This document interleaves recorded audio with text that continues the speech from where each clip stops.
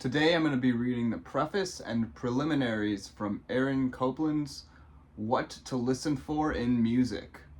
He talks about the purpose of this book and what you're going to learn in it. Then we're going to talk about it for a little bit. To put down as clearly as possible the fundamentals of intelligent music listening is the object of this book. The job of explaining music is no easy one, and I cannot flatter myself that I have succeeded better than others. But most writers on music appreciation approach the problem from the standpoint of the educator or the music critic. This is a composer's book. To a composer, listening to music is a perfectly natural and simple process. That's what it should be for others. If there is any explaining to be done, the composer naturally thinks that, since he knows what goes into a musical composition, none has a better right to say what the listener ought to get from it. Perhaps the composer is wrong about that. Perhaps the creative artist cannot be so objective in his approach to music as the more detached educator. But it seems to me that the risk is worth taking.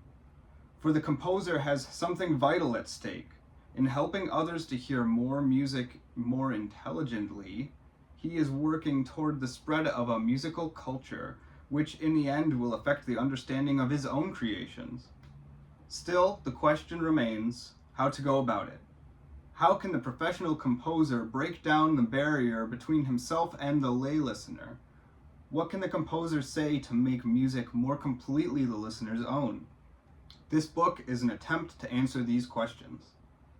Given the chance, every composer would like to know two very important things about anyone who takes himself seriously as a music lover. He would like to know these two things. Are you hearing everything that's going on? And are you really being sensitive to it? Or to put it differently, are you missing anything as far as the notes themselves are concerned? And is your reaction a confused one, or are you quite clarified as to your emotional response? Those are two very pertinent questions, no matter what the music may be. They apply equally well to a Palestrina Mass, a Balinese Gamelin, a Chavez Sonatina, or the Fifth Symphony. In fact, they are the very same questions that the composer puts to himself, more or less consciously, whenever he is confronted with unfamiliar music, old or new. For, after all, there is nothing infallible about a composer's musical instincts. The main difference between him and the lay listener is that he is better prepared to listen. This book, then, is a preparation for listening. No composer worthy of the name would be content to prepare you to listen only to music of the past. That is why I have tried to apply every point made not only to established masterworks, but also to the music of living men. I have often observed that the mark of a real music lover was an imperious desire to become familiar with every manifestation of the art, ancient and modern. Real lovers of music are unwilling to have their musical enjoyment confined to the overworked period of the 3 B's. The reader, on the other hand, may think that he has accomplished enough if he has been led to a richer understanding of the accepted classics. But it is my belief that the problem of listening to a fugue by Handel is essentially no different from that of listening to a similar work by Hindemith. There is a definite similarity of procedure which it would be foolish to ignore, quite aside from the question of relative merit. Inasmuch as I am bound to discuss fugues in a book of this kind, the reader might just as well see the fugue form exemplified in a new work as in an old one. Unfortunately, whether the music is old or new, a certain number of technicalities have to be explained. Otherwise, the reader cannot hope to grasp explanations of the higher musical forms. In every instance, I have made an effort to keep technicalities to a minimum. It has always seemed to me more important for the listener to be sensitive to the musical tone than to know the number of vibrations that produce the tone. Information of that kind is of limited value even to the composer himself. What he desires above all is to encourage you to become as completely conscious and wide awake as listener as can possibly be developed. There lies the kernel of the problem of understanding music. It is no more difficult than that. Though the book was written primarily with the layman in mind, it is my hope that music students may also profit by reading it. In their concentration on perfecting themselves in the particular piece they happen to be studying, typical conservatory students tend to lose sight of the art of music as a whole. This book may serve, perhaps, especially in the later chapters on fundamental forms, to crystallize the loose general knowledge the student often acquires. No solution has been found for the perennial problem of supplying satisfactory musical examples. Every piece of music mentioned in the text has been recorded and therefore may be heard by the reader. Someday, the perfect method for illustrating a book's statement about music may be discovered. Until then, the unfortunate layman will have to accept a number of my observations on simple faith. You can see Ramona joined us during that preface. Everyone say hi to Ramona. This book is by Aaron Copland. Again, What to Listen For in Music. Copyright 1939. Now, we just read the preface here, so talking a little bit more about the book, it does have examples on what we just read about, how to listen to music. It has a lot of newer examples, like he discusses, although newer for the time, right? Keep in mind when this book was published. But one thing that I think is interesting, a couple things that I want to point out, but the first one is the emotional response to music. The second question that he brings up is your reaction a confused one, or are you quite clarified as to your emotional response? Now, there are definitely some songs, I hope for everyone, and I can certainly say for me, that when I listen to them, they evoke a certain emotion, maybe a place, a time, a strong feeling with it, and sometimes it is clearly identifiable. But it's interesting to think that it might be something on our end as the listener if we're not quite clear on what we're feeling. It might be something that we as the listener can do a little bit more work, listen a little bit more intently, pick out what's going on, to get back to the first question of, are you missing anything as far as the notes themselves are concerned? So I think that it's there's always something to be learned, even for people who have a great deal of musical experience and expertise, maybe people who have taken a lot of classes on music theory, for example, music composition, to come back. One other thing that I wanted to point out is, he says, in their concentration on perfecting themselves in the particular piece that they happen to be studying, typical conservatory students tend to lose sight of the art of music as a whole. And that's an interesting thought as well, that you can overlearn music. We were talking about kind of the opposite in improvising jazz the other day. We were talking about, can jazz be taught? To what extent can that be taught? And here we're talking about the other side of it, of when you learn too much about music, do you actually lose a little bit of the meaning? Can you get confused as what your emotional response should be because you've kind of lost sight of the melody for the notes, the forest for the trees? I'm not going to read the whole book because of copyright reasons. I am doing this under fair use, but I'm going to read another section now from the Preliminaries. That's from the first portion of the book, and we'll discuss that as well. All books on understanding music are agreed about one point. You can't develop a better appreciation of the art merely by reading a book about it. If you want to understand music better, you can do nothing more important than listen to it. Nothing can possibly take the place of listening to music. Everything that I have to say in this book is said about an experience that you can only get outside this book.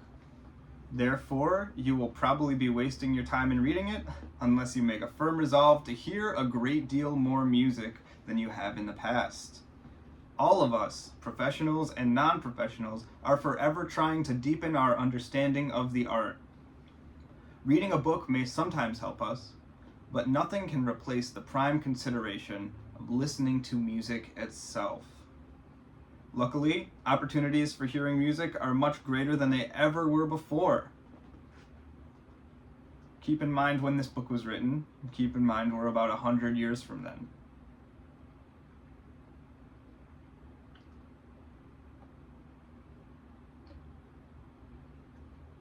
With the increasing availability of good music on radio and phonograph, not to mention television and the movies, almost anybody has a chance to listen to music. In fact, as a friend of mine recently said, nowadays everyone has the chance not to understand music. It has often seemed to me that there is a tendency to exaggerate the difficulty of properly understanding music. We musicians are constantly meeting some honest soul who invariably says, in one form or another, "I love music very much, but I don't understand anything about it." My playwright and novelist friends rarely hear anyone say, "I don't understand anything about the theater or the novel." Yet I strongly suspect that these very same people, so modest about their music, have just as much reason to be modest about the other arts. Or, to put it more graciously, have just as little reason to be modest about their understanding of music.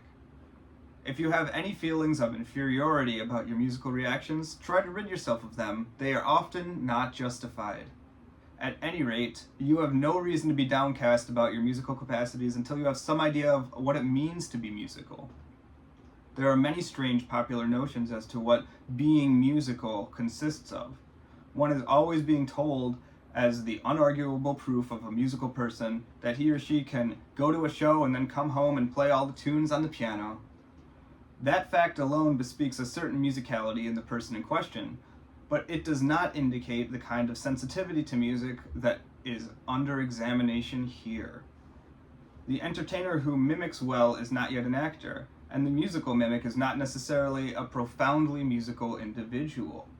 Another attribute which is trotted forth whenever the question of being musical arises is that of having absolute pitch. We might call it perfect pitch nowadays. To be able to recognize the note A when you hear it may, at times, be helpful, but it certainly does not prove, taken by itself, that you are a musical person. It should not be taken to indicate anything more than a glib musicality which has only a limited significance in relationship to the real understanding of music which concerns us here. There is, however, one minimum requirement for the potential intelligent listener. He must be able to recognize a melody when he hears it. If there is such a thing as being tone deaf, then it suggests the inability to recognize a tune. Such a person has my sympathy, but he cannot be helped, just as the colorblind are useless as to a painter. Now, there's a footnote here I'm going to read. William Schumann contests this statement, the statement on tone deafness, saying, "As a result of practical work with amateurs, he claims good results in aiding those previously held tone deaf to recognize melodic musical materials." Now, he's saying anyone can get better, and he's even pushing back on the idea, his own idea. He brings up the idea, and then he shoots it down a little bit in this footnote of saying that maybe anybody can. But if you feel confident that you can recognize a given melody, not sing a melody, but recognize it when played, even after an interval of a few minutes and after other and different melodies have been sounded, the key to a deeper appreciation of music is in your hands. It is insufficient merely to hear music in terms of the separate moments at which it exists. You must be able to relate what you hear at any given moment to what has just happened before and what is about to come afterwards. In other words, music is an art that exists in point of time. In that sense, it is like a novel, except that the events of a novel are easier to keep in mind, partly because real happenings are narrated, and partly because one can turn back and refresh one's memory of them. Musical events are more abstract by nature, so that the act of pulling them all together in the imagination is not so easy as in reading a novel. That is why it is necessary for you to be able to recognize a tune, For the thing that takes place of a story in music, as a rule, is the melody. The melody is generally what guides the listener. If you can't recognize a melody on its first appearance and can't follow its peregrinations straight through its final appearance, I fail to see what you have to go on in listening. You are just vaguely being aware of the music. But recognizing a tune means you know where you are in the music and have a good chance of knowing where you're going. It is only sine qua non of a more intelligent approach to understanding music. Certain schools of thought are inclined to stress the value for the listener of some practical experience of music. They say, in effect, play Old Black Joe on the piano with one finger and it'll get you closer to the mysteries of music than reading a dozen volumes. No harm can come, certainly, from pecking the piano a bit or even playing it moderately well. But, as an introduction to music, I am suspicious of it, if only because of the many pianists who spend their lives playing great works, yet whose understanding of music is, on the whole, rather weak. As for the popularizers, who first began by attaching flowery stories and descriptive titles to make music easier, and ended by adding doggerel to themes from famous compositions, their solution for the listener's problems is beneath contempt. No composer believes that there are any shortcuts to the better appreciation of music. The only thing that one can do for the listener is to point out what actually exists in the music itself, and reasonably to explain the wherefore and the why of the matter. The listener must do the rest. So, again, Aaron Copland, What to Listen for in Music. That was from the Preliminaries, where he talks about the importance of listening to music. It's kind of interesting, Aaron Copland, as a composer, to write a book like this for people to listen, indicates probably he did not think that people were taking away everything from his works, perhaps, that they could have been. Thinking about Aaron Copland's works and other composers of the time, and firmly, it seems, placing the blame on us as the listener if we don't get it.